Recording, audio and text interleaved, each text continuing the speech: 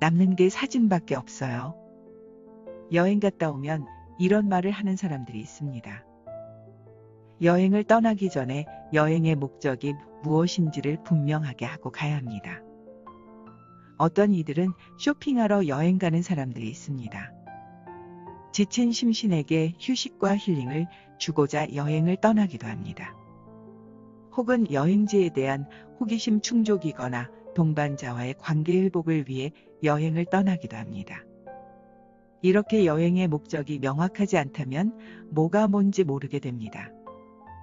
여행 가서도 우왕좌왕하거나 흐지부지 되기 쉽습니다. 마찬가지로 남는 게 돈밖에 없는 인생들이 많습니다. 그런 사람들은 인생 후반에 후회를 많이 하게 됩니다. 그렇지 않으려면 내 삶에서 정말 깊이 체험하고 누리고 싶은 것들에 대해 생각해 보아야 합니다. 그리고 그때로부터 자기의 정신과 에너지를 그 방향으로 집중해 나가야 합니다. 물론 조급하게 생각하지 말고 멀리 내다보면서 말이죠. 소걸음처럼 차분하지만 단호하게 걸어가야 합니다. 어떤 이는 인류학교를 나와 좋은 머리로 돈과 사회적 지위나 출세 사이에서 오락가락하다가 은퇴를 합니다. 그러고는 과거 생각만 하면서 허탈감과 허무감 속에서 지내는 사람들을 자주 보아왔습니다. 그런 사람일수록 나이 들어서 갑자기 종교나 취미에 열심을 보이기가 쉽습니다. 그렇다고 해서 그의 세속 지향적 습성이 하루아침에 바뀔 리는 만무합니다. 결국 그런 시도는 근본적으로 마음의 공허감을 채워주기가 쉽지 않습니다.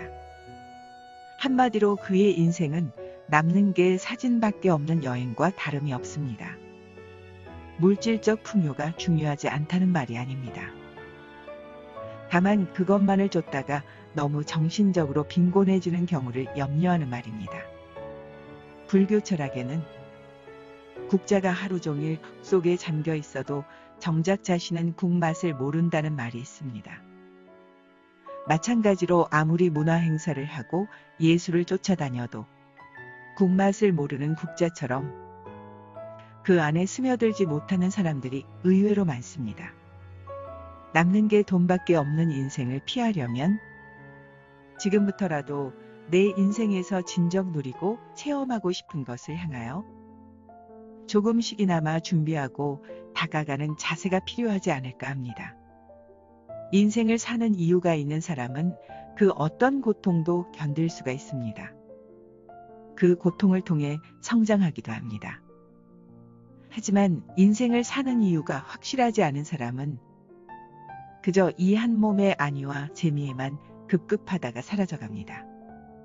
남는 게 사진밖에 없는 무의미한 여행과 같이 남는 게 돈밖에 없는 무의미한 인생을 피하려면 지금 이 삶을 나는 왜 살고 있는지 그 필연적 이유를 찾는 작업이 필요합니다. 안 그러면 무의미와 허무감이 그대를 결국 삼켜버릴 것입니다. 이것이 인간의 운명입니다.